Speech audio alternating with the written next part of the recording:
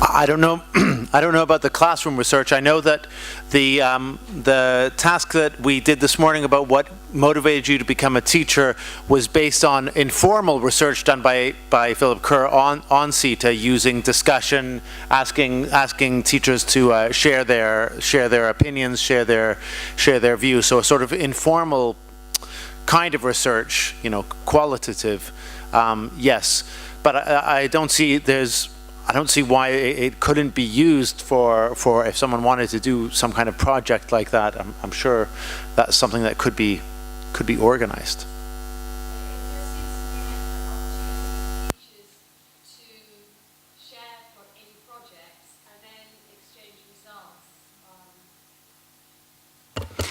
We have just opened an area for that, which is people working in the region, teachers working in the region on projects with their groups, and then exchanging information on SEETA. It's very new, and it's run by Catalina Burlacu from Race, Romania.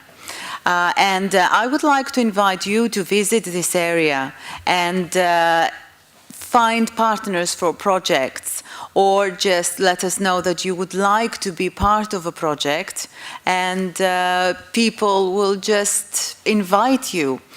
The first project that was run on SEETA was by Catalina Burlacu on Europe Day in May 2009. So yes, there are projects between the teachers in the area, which is very interesting.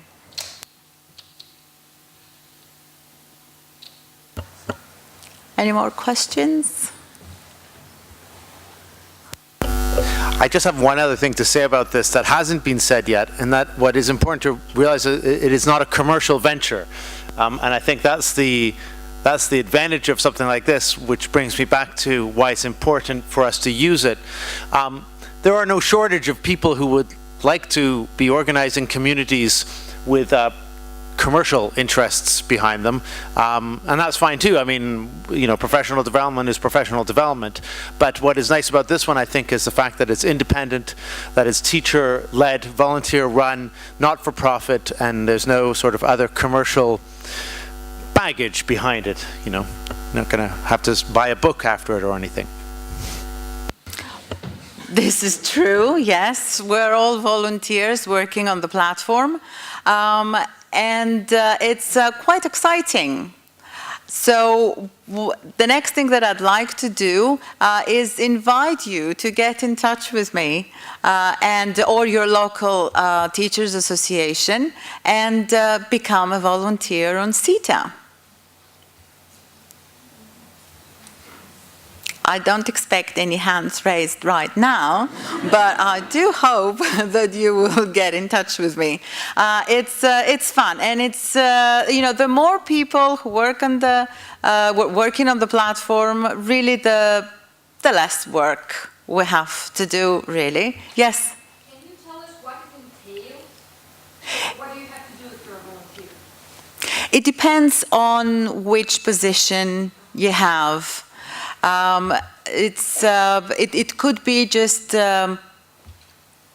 running maybe a course, not a course, running an event in the open area, or getting in touch with the executive boards to set up an event, not to be the host, but just to set it up.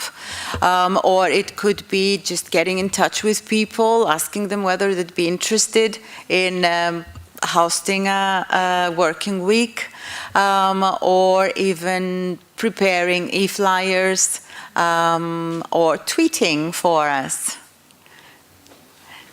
So. The other thing that's really interesting about it is if you are working in a, well, especially in a university, but if you're working in an environment where online learning may become part of your school's curriculum.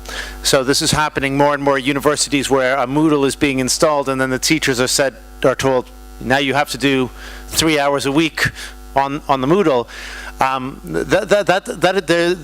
there is involved a certain set of skills in doing online communication, how to moderate discussions, how to keep things going, how to be, it forces you to be much clearer in your writing when you're writing instructions, when you're responding to people and so on. And this is an excellent and free opportunity to get practice in that, in skills that are increasingly in demand. They're very much in demand, and if any of you do have a university with a brand new Moodle and nothing on it, you'll know how much it's in demand, because people don't really know how to set up tasks, how to set up things to get people interacting, and here they've figured it out, and so it's a good way to get practice and looking at examples of good practice for later on if you are going to be teaching online. And my guess is that many of you will at some point be teaching online, because it's happening more and more now. Thank you, Lindsay. Yes, this is true. That's very, very true. I mean, when we started, none of us knew anything about Moodle or online communities or anything really. Can you just explain to people what Moodle is?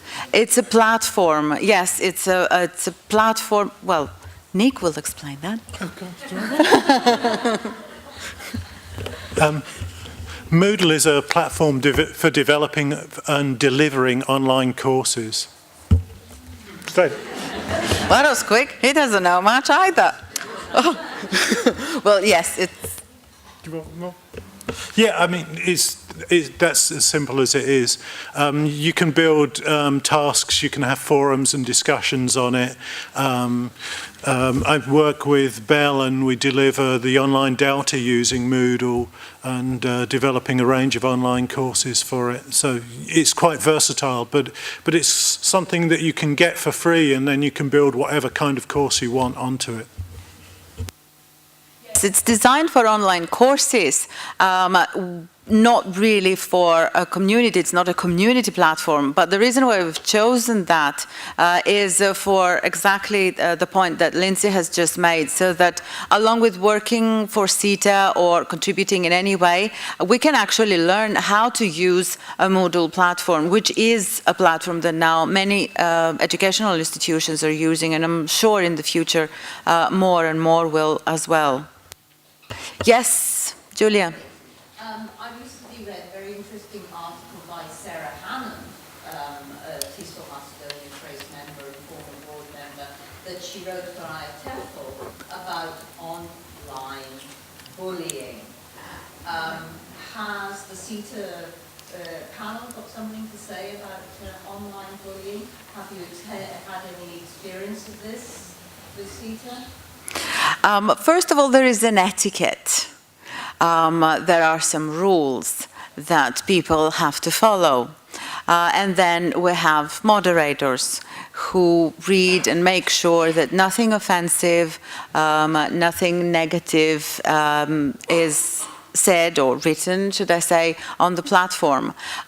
Yes, we did have a case of, it wasn't online bullying, but it was bullying behind the scenes that came from the platform, and the person has not been allowed to be part of the community anymore. Yes, these things do happen. Yes, please. I've actually just written an article on online bullying as well, cyberbullying and cyber harassment for Ken Wilson's blog that hasn't been published yet. But I think, on cyber harassment, cyberbullying, classroom bullying, school bullying is a fact of life. I mean, I think it's very important that we teach our students and educate them about how to deal with this. We can't put them online and expect it not to happen. But I think we can help them deal with it and put it in perspective. I mean, the fact is that if you are an online bully, you are much, much more likely to get caught than if you're just someone who bullies people in the school playground. Everything you do online can be traced back to you. And your students should know that, and they, both in terms of, if they're going to bully someone, they're going to get caught, and if they're being bullied, that they know that there's evidence of that, and that can be traced back to the person who's doing it. So it's actually much easier to deal with online bullying than it is to deal with kind of social bullying or the people who follow you home after school and push you in the hedge or something like that. So I think that's a positive. Thank you, Nick. Yes, any more questions? Yeah, I've got a question. Do you have an area for English for specific purposes, or academic English or medical English? Not yet. Not yet. Do you think you would be interested or people would be interested? Yes. So my next question to you is, what would you like to see on a platform like SEETA? Are there any other areas? I mean, we've got general courses, we've got discussion fora. Nothing on, yes, English for specific purposes. That's a thing. Anything else? Any other ideas? Yes, Talia.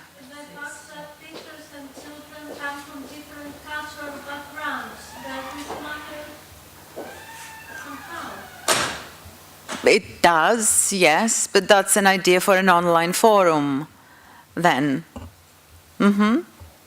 Yes. Anything else? Any ideas? Any suggestions? Classroom management. Uh-huh. Classroom management. There is a forum on that. And it was run, actually you can still access it. It was a very interesting forum. And I think it was last April 2010. Yes. Now the fora and the courses are all still open and accessible, which means that you can follow them now, you can post your comments, you can even do the tasks, because we're all busy and we know that people sometimes cannot just do a course at the time that it's happening on the platform. Any more questions? Any more comments from our panelists? Any more ideas? Okay, so the last thing that I would like to do is actually do invite you to get in touch with me and just see how you can help. I can give you loads of ideas and make suggestions of what you can do, depending on what you'd like to do and also how much time available you've got. There are things that can take very, very little of your time and things that do require more time. Okay? So, well, thank you all for being here with us, and I'd especially like to thank our panelists. Thank you very much.